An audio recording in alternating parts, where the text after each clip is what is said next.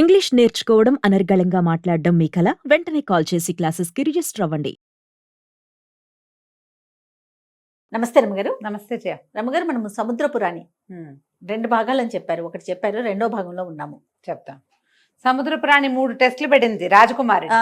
వీడు 3 టెస్టులు యువరాణి సహాయంతో గెలిచేసాడు. అవును, ఆ అమ్మాయికి వచ్చిన మంత్రాలతోటి.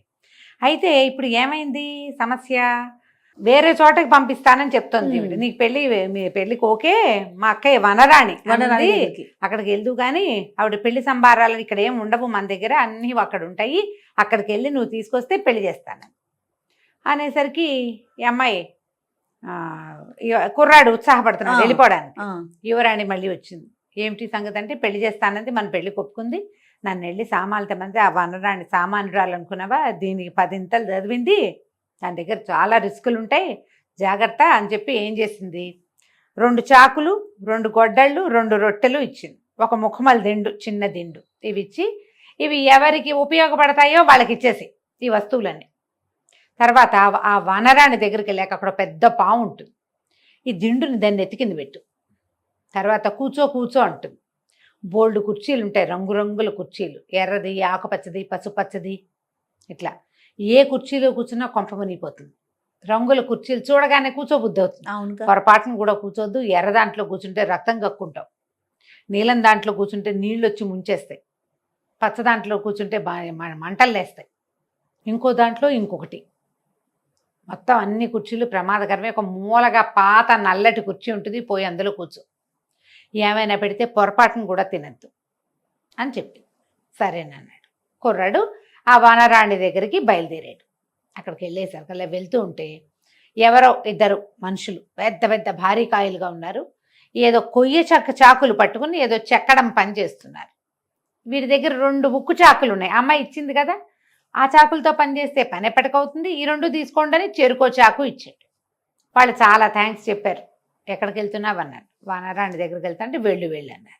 ముందుకెళ్తే 2 మనుషులు పెద్ద భారీ కాయలు చెట్లు కొడుతున్నారు, కానీ వాళ్ళు కొట్టేది గొడ్డళ్ళు, కొయ్య గొడ్డళ్ళు. ఆ కొయ్య గొడ్డలతో ఎన్ని దెబ్బలు కొడితే కొమ్మలు విరుగుతాయి, కొట్టి కొట్టి వాళ్ళ దుంప తెగిపోతుంది, కొమ్మలు విరగట్ల. ఈ అబ్బాయి ఏం చేశాడు, తన దగ్గర 2 ఉక్కు గొడ్డళ్ళు ఉన్నాయి కదా, అవన్నీ మోసుకెళ్ళటం ఎందుకు, వాళ్ళకు ఉపయోగపడతాయి, ఎవరికి అవసరమైతే వాళ్ళకి ఇమ్మందిగా చెరుకో గొడ్డలు ఇచ్చాడు. వీటితో పని చేసుకోండి అంటే వాళ్ళు ఇట్లా కొట్టి చూశారు, టపాటపా కొమ్మలు తెగిపోతున్నాయి, గొడ్డలు ఉక్కుదైతే ఎంత పని చేస్తుంది. వాళ్ళు కూడా థ్యాంక్స్ చెప్పారు. ముందుకెళ్తే ఒక పెద్ద కోటలాగా కనపడుతుంది, తలుపులు గేట్లు అవి తెరిచి ఉన్నాయి. ఆ గేటు దగ్గరికి వెళ్ళేసరికి ఒక తోడేలు, ఒక ఎలుగుబంటి గుర్ర అని గురువుతూ ఒక రకంగా శబ్దాలు చేస్తూ మీదకి వచ్చింది. ఈ అబ్బాయి ఏం చేశాడు, 2 రొట్టెలు ఉన్నాయిగా, ఓ రొట్టె తీసి 2 ముక్కలు చేసి చెరుకోటి ఇచ్చాడు. తోడేలు ఒక రొట్టె ముక్కని, ఇక ఎలుగుబంటి ఓ రొట్టె ముక్కని పుచ్చుకుని లోపలికి పోయింది. వీడు పోయి తలుపు కొట్టాడు. తలుపు కొడితే ఆవిడ ఉత్తరం రాసింది, సముద్రపురాణి రాసిన ఉత్తరాన్ని ఈ వనరాణికి ఇచ్చాడు. ఆవిడ చక్కగా ఉంది. మామూలుగా సముద్రపురాణి ఎట్లా ఉంది, పాపిష్టి మొహం, భయం వేసేలాగా ఉంటుంది, కానీ ఈవిడ బాగుంది, కానీ శక్తులు ఎక్కువ, బుద్ధి అసలు మంచిది కాదు. సరే, ఆ ఉత్తరం చదువుకు, ఓహో మా తమ్ముడు చెల్లెలు పంపించగా వచ్చావా, పెళ్లి సంబారాలు ఇవ్వాలి నీకు, నేను తెచ్చిస్తాను అలాగేనని, సరేనని కూర్చో అనగానే చూసేసరికి అన్ని కుర్చీలే. అటు చూస్తే ఒక మూలకి పాత నల్లటి కుర్చీ కనపడింది. వీడి కుర్చీలన్నీ దాటుకుంటూ పోయి ఆ నల్ల కుర్చీలో కూర్చున్నాడు. ఆవిడ గుండు మండిపోయింది. మొహం అనుకుని, ఉండు నీకు ఏదైనా తినడానికి తెచ్చి పెడతాను అని చెప్పి ఓ పళ్ళెంలో ఓ లడ్డు పెట్టి పట్టుకొచ్చింది. ఈవిడ ఆ లడ్డు తెచ్చే లోపల కుర్రాడు ఏం చేశాడు, అక్కడ చూస్తే అక్కడ పెద్ద పాము చుట్టలు చుట్టుకుని తలకాయ ఇట్లా నేల మీదకి పెట్టుకుని పడుకుంది. ఆవిడ వెళ్ళి లడ్డు తెచ్చే లోపల దిండు తెచ్చాడు కదా, చిన్న ముఖమల దిండు, నీలం రంగుది, అది తీసుకుపోయి ఆ పావుని ఎత్తి కింద పెట్టాడు. ఆ పాము ఇటా తలకాయ సర్దుకుని ఆ దిండు మీద చక్కగా తల అంచి పడుకుంది. ఆవిడ ఏం చేసింది, పెళ్లి సంబారాలు తెస్తుంటాను బాబు, నువ్వు లడ్డు తినమ్మా ఈ లోపల అని లడ్డు పట్టుకొచ్చింది. సంబారాలు తేవడానికి ఆవిడ లోపలికి వెళ్ళింది. మళ్ళీ వీడి లడ్డూని జేబులో వేసుకున్నాడు. తినద్దని చెప్పింది కదా, జేబులో పెట్టుకున్నాడు.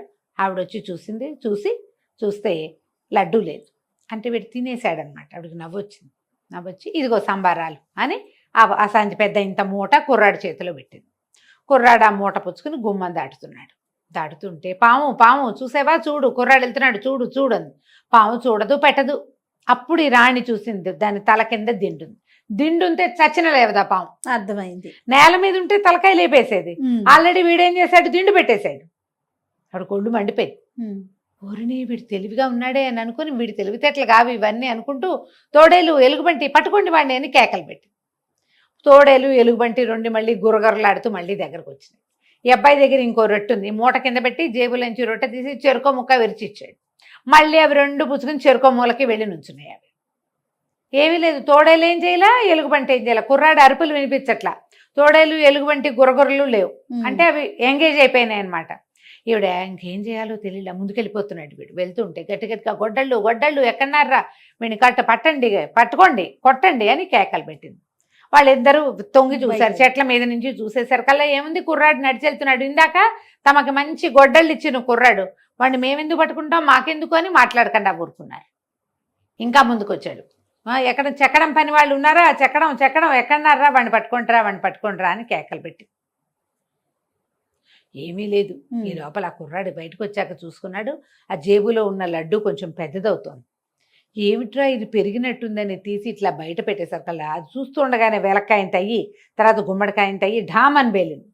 అది కనుక తినుంటే వీడేమయ్యేవాడు, అదే కదా, తినకుండా వచ్చేసినందుకు సరేననుకుని ఏం చేశాడు, ఇక పరుగున ఆ మూట పట్టుకుని, ఆ పెళ్లి సామాన్ల మూట పట్టుకుని ఆ వంతెనలన్నీ దాటుకుంటూ బయటకు వచ్చేసాడు. అవన్నీ వంతెనలు దాటుకుంటూ వచ్చేసేసి సముద్రం లోపలికి వచ్చేసాడు. మా సముద్రపు రాణి గారికి ఈ పెళ్లి సామాన్ల మూట అప్పచెప్పాడు. ఇదిగో పెళ్లి సామాన్లు మీ అక్క ఇచ్చిందని కానీ గుళ్ళు మండిపోయింది. అమ్మా వీడు తెలివిగా వచ్చేసాడు వీడు, ఇక పెళ్ళే అనుకుని సరే రేపొద్దునే మీ పెళ్ళి రెడీగా ఉండని చెప్పి వెళ్ళిపోయింది. కుర్రాడు ఉత్సాహంగా తన గదిలోకి వెళ్ళాడు. వెళ్ళంగానే యువరాణి వచ్చింది. రాణి సముద్రపు రాణి మండి పడిపోతుంది, తొక్కిన తాచలో ఉంది. రేపొద్దున పెళ్లి చేస్తుందని నమ్మద్దు, మనం పారిపోదాం ఇక్కడి నుంచి. నువ్వు ఒక పని చేయి, గుర్రాల శాల మొన్న శుభ్రం చేశాంగా కిందటి వారం, అందులోకి వెళ్ళిపోయి అక్కడ 2 నల్లటి గుర్రాలు ఉంటాయి, అందులో మగ గుర్రం మీద బంగారపు జీను, ఆడగుర్రం మీద వెండి జీను వేసి సిద్ధంగా ఉండు, నేను వచ్చేస్తాను, పారిపోదాం మనం. సరేనన్నాడు. ఈ పిల్ల ఏం చేసింది, గదిలోకి వెళ్ళి చూస్తే సముద్రపు రాణి నిద్రపోతుంది. అది తన చున్నీ నుంచి ఇంత పొడుగు పీలికి చింపి 3 ముక్కలు చేసింది. 3 ముక్కల్ని 3 ముళ్ళేసింది. ఒక ముడినేమో సముద్రపు రాణి మంచం నుంచి గుమ్మం దాకా వచ్చే దారిలో పెట్టింది ఆ ముడిని. రెండోదేమో తన గదికి ఆవిడ గదికి మధ్యలో ఉన్న గుమ్మంలో పెట్టింది. మూడోదేమో తన మంచం దగ్గర పెట్టేసి సముద్రపు రాణి పిలిస్తే పలకాలి, సమాధానాలు ఏం చెప్పాలో వాటికి చెప్పేసి చటుక్కని వెళ్ళిపోయి యువరాజుతో సహా నల్లగుర్రం మగ గుర్రం మీద బంగారపు జీనేసి అబ్బాయి ఎక్కాడు, ఆడగుర్రం మీద వెండి జీనేసి, వేరే జీనులు మారిస్తే అవి నడవు, ఓహో అందుకని లెక్క అనమాట, లెక్క ప్రకారం చెప్పింది. కరెక్ట్గా వేసి ఉంచాడు. చెరుకో గుర్రం ఎక్కేసి ఉడాయించేశారు ఇద్దరు. సముద్రాన్ని దాటేయాలి, ఇక వెళ్ళిపోతుంటే ఈ రాణి నిద్రపోతుంది. కానీ కుర్రాడు 3 పరీక్షలు పెడితే 3 పాస్ అయిపోయాడు. అక్కయ్య దగ్గరికి పంపిస్తే అన్ని ప్రమాదాలు దాటుకుంటూ వచ్చేసాడు. ఎవరో సహాయం చేస్తున్నారు, మన పిల్లేం చేస్తోందని గంటకి లేచిందట. ఒక గంట తర్వాత పడుకున్న గంటకి లేచింది. పిల్ల ఏం చేస్తున్నావే అని అడిగింది. ఈ మంచం నుంచి గుమ్మం వైపుకు వెళ్ళే దారిలో ఒక ముడేసి పెట్టింది కదా, ఆ ముడి బట్టలు మెడ పెట్టినానమ్మా అని సమాధానం చెప్పింది. సముద్ర ప్రాణి మళ్ళీ నిద్రపోయింది. మళ్ళీ గంటకు లేచింది. పిల్ల ఏం చేస్తున్నావే అంది. గది ఉడుస్తున్నానమ్మా అని చెప్పింది. గుమ్మంలో ఉన్నది. సమాధానం కొంచెం దూరం నుంచి వస్తుంది. సరే ఇంకో గంట నిద్రపోయింది. మళ్ళీ గంటకు లేచింది. తెల్లవారుతూ ఉండగా లేచి పిల్ల ఏం చేస్తున్నావే అంటే, నీ గది సర్దేశాను, నా గది సర్దుకుంటున్నాను అని చెప్పేసరికి సరేనని నిద్రపోయింది. మళ్ళీ మెలకు వచ్చింది. ఈసారి పిల్ల ఏం చేస్తున్నామంది. అక్కడ పిల్ల లేదు, పిడుగు లేదు. 3 ముళ్ళేసింది. 3 ముళ్ళు 3 సమాధానాలు చెప్పెళ్ళింది. 3 చెప్పేశాయి. ఇక ఈవిడ పిల్లాలే అంటుంటే పిల్ల లేదు, ఏమీ లేదు, పలకదు. అక్కడికి అనుమానం వచ్చింది. లేచి మంచం మీద నుంచి లేచి నడుస్తుంటే కాలి కింద పడింది గుడ్డ ముడి ఒకటి, బట్టను ముడేసింది. ఇదేంటి ఇది ఉందని చూసేసరికల్లా అది తొక్కంగానే బట్టలు మడత పెడుతున్నానమ్మా అంటుంది. అది అంటే దానికి అది నేర్పించింది, అది రిపీట్ అవుతుంది. తీరా చూసేసరికల్లా 3 ముళ్ళు కనపడే. హౌరవరా, ఈ పిల్లే యువరాజుతో కలిసి పారిపోయింది, నా దగ్గర మాయమంత్రాలన్నీ నేర్చేసుకుంది, అది ఎక్కడుందో పట్టుకోవాలని పరిగెత్తుకుంటూ వెళ్ళింది. గుర్రాలు ఉన్నాయా అని గుర్రపు శాలకి పరిగెత్తింది. గుర్రపు శాలలో 2 బాగా పరిగెత్తే గుర్రాలు ఉన్నాయి. 2 నల్లవి, ఒకటి తెల్లది, ఒకటి ఆడది, ఒకటి మగది, 2 లేవు. అంటే కుర్రాడు ఆ పిల్లతో కలిసి వెళ్ళిపోయాడు. ఆ అమ్మాయి ఎక్కతే పారిపోవాలా, కుర్రాడిని కూడా తీసుకుని పారిపోయింది. ఇంకా అక్కడి నుంచి అక్కడ కాసా కుర్రాడు ఒకటి ఉంటాడు, గుర్రాలు పనిచేసేవాడు. వాడిని కేకేసింది, ఒరే నా పొట్టేలు ఎక్కడుందో పట్టుకురా, నా పొట్టేలు ఎక్కి పరిగెత్తుకుంటూ వెళ్ళి జీవాలు ఏవి కనపడినా సరే పట్టుకురా అని పంపించింది. ఇక కాసా కుర్రాడు ఈవిడ సముద్రపు రాణి పొట్టేలు ఎక్కాడు. పొట్టేలు మీద ప్రయాణం చేస్తుంది ఆవిడ. ఎక్కేసరికల్లా ఇక మన యువరాజు యువరాణి వెళ్తున్నారు కదా.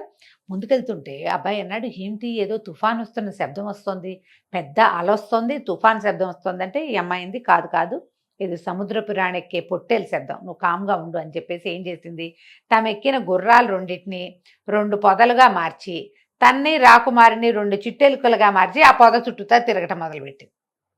ఆ పొట్టేల మీద వచ్చిన కాసా కుర్రాడు జీవాలు కనపడడం కోసం వెతుకుతున్నాడుగా. వాడికి 2 పొదలు, వాటిలో పైకి కిందకి తిరుగుతున్న 2 చిట్టెలుకలు కనపడ్డాయి. ఎలుకలే కదా, ఇంకే జీవాలు కనపడలేదని వెనక్కి వచ్చేసాడు. వచ్చేసి రాణికి చెప్పాడు, అమ్మా ఎవ్వరు లేరు, 2 ఎలుకలు కనపడాయంటే, ఒరే ఎలుకలే కదా అని వదిలిపెట్టావా, పట్టుకురారా, ఏ జీవం కనపడ, ఎలుకలు కనపడితే వదిలిపెట్టద్దు, పట్టుకొచ్చేసామని. కాసా కుర్రాడు మళ్ళీ పరిగెత్తాడు. ఈ లోపల అక్కడ యువరాణి ఏం చేసింది, మళ్ళీ ఎలుకల నుంచి మనుషులుగా మారిపోయి గుర్రాలు రెండింటిని సిద్ధం చేసుకుని ఇంకా శరవేగంతో ముందుకెళ్ళిపోవటం మొదలెట్టు. అది ఎక్కడ దాకా వెళ్ళిందో అక్కడ దాకా కాసా కుర్రాడు మళ్ళీ పొట్టేల మీద వచ్చేసాడు. వచ్చేసరికి ఈసారి ఏం చేసింది, 2 చెట్లుగా 2 గుర్రాలని మార్చేసి 2 పిట్టలుగా తన్ని రాజకుమారుణ్ణి మార్చేసి. వీడు వచ్చి చూశాడు, పిచ్చుకలు కనపడుతున్నాయి, ఎలుకలు లేవు. అందుకని వాడు ఏం చేశాడు, ఎలుకల్ని కదా తెమ్మంది రాణి. మళ్ళీ వెనక్కి వెళ్ళిపోయాడు. మళ్ళీ వెనక్కి వెళ్ళి అక్కడ ఏమి ఎలుకలు లేవమ్మా, ఈసారి పొదలు కూడా లేవు, 2 చెట్లు ఉన్నాయి, 2 పిచ్చుకలు ఉన్నాయి అంటేసరికి, అయ్యో అవేరా పట్టుకోవాల్సింది, చిచ్చి నీ వల్ల కాదు, ఉండు నేను ఎక్కుతానని ఏం చేసింది, సముద్రపు రాణి పొట్టేల మీద ఎక్కి ఒకటే పరుగు, యమావేగంతో శరవేగంతో పరిగెత్తింది. కానీ ఆవిడ ఈ కుర్రాళ్ళని దగ్గరికి సమీపించేసరికి సముద్రపు రాణి వస్తుందని తెలిసి వీళ్ళు కూడా పరిగెత్తారు, బాగా గుర్రాలను పరిగెత్తిచ్చేశారు. తీరం చేరిపోయారు వాళ్ళు. ఎప్పుడైతే నీటిలో నుంచి బయటకు అడుగు పెట్టేశారో ఇంకా సముద్రపు రాణి వాళ్ళని ఏమీ చేయలేదు. ఆ నీళ్ళల్లో పవర్స్ పనిచేయవు. అక్కడ నీళ్ళల్లో నిలబడి చూస్తూ నుంచింది. గుర్రాలు బయటికి వెళ్ళటం ఏమిటి, అబ్బాయి అమ్మాయి దిగేశారు, గుర్రాలు రెండింటిని సముద్రంలోకి తోసేశారు. అవేమో మామూలుగా వాడి దారినవి నడుచుకుంటూ పోయి సముద్రపు రాణి సమూహంలోకి వెళ్ళిపోయింది. వీళ్ళిద్దరూ బయటకు వచ్చేసారు. ఇంకా సముద్రపు ఆనవాళ్ళు కూడా వీళ్ళ దగ్గర లేవు. అదే ఆవిడవేంటి అలా తెస్తే కనుక బంగారపు జీను వెండి జీను ఆవిడవే. అవును, మళ్ళీ సమాధానం చెప్పాలి. ఇదివరకట్లాగానే ఆవిడ జీను ఆవిడకి అప్పచెప్పాలి, ఏదో గోల వస్తుంది. అందుకని ఇంకేమీ ఉంచుకోవాలి. అమ్మాయి అబ్బాయి మాత్రం బయటకు వచ్చారు. ఈ తీరం వెంబడి నడిచి నడిచి నడిచి నడిచి నడిచి చివరికి కుర్రవాడి యువరాజు యొక్క రాజ్యాన్ని చేరిపోయారు. ఈ సముద్ర తీరంలో కొంతమంది సైనికులు వాళ్ళు వీళ్ళు ఉన్నారు. యువరాజు ఎవరితోటో కలిసి నడిచి వస్తున్నాడని చూసుకుని వాళ్ళందరూ రాజుగారికి కబురు చేశారు. రాజు రాణి పరిగెత్తుకుంటూ వచ్చారు. కొడుకు ఈ యువరాణిని కూడా తీసుకుపోయాడు లోపలికి. తీసుకెళ్ళి ఈ అమ్మాయి వల్లే ఎన్నిసార్లు బతికాను నేను, లేకపోతే ఎప్పుడో చంపేసేది, శాశ్వతంగా అక్కడ బానిసగా ఉండిపోయేవాడిని, ఇంకెప్పుడు సముద్రంలోకి వెళ్ళొద్దు అని చెప్పాక ఈ అమ్మాయి వేరే రాజుగారు అమ్మాయి కదా, అక్కడికి కబురు చేశారు, మీ యువరాణి మాకు దొరికింది, మాతో పాటు ఇక్కడికి వచ్చింది, మీరందరు రండి అంటే వాళ్ళందరూ వచ్చారు. చక్కగా యువరాజుకి యువరాణికి పెళ్లి చేశారు. హాయిగా ఉన్నారు. కథ కంచికి మనం ఇంటికి. చాలా చాలా బాగుందండి. అన్ని ట్విస్టులు కూడా ట్విస్టులు కూడా అర్థమయ్యేలాగా ఉన్నాయి రమ్మగారు. అదే చాలా బాగుంది. నమస్తే. నమస్తే.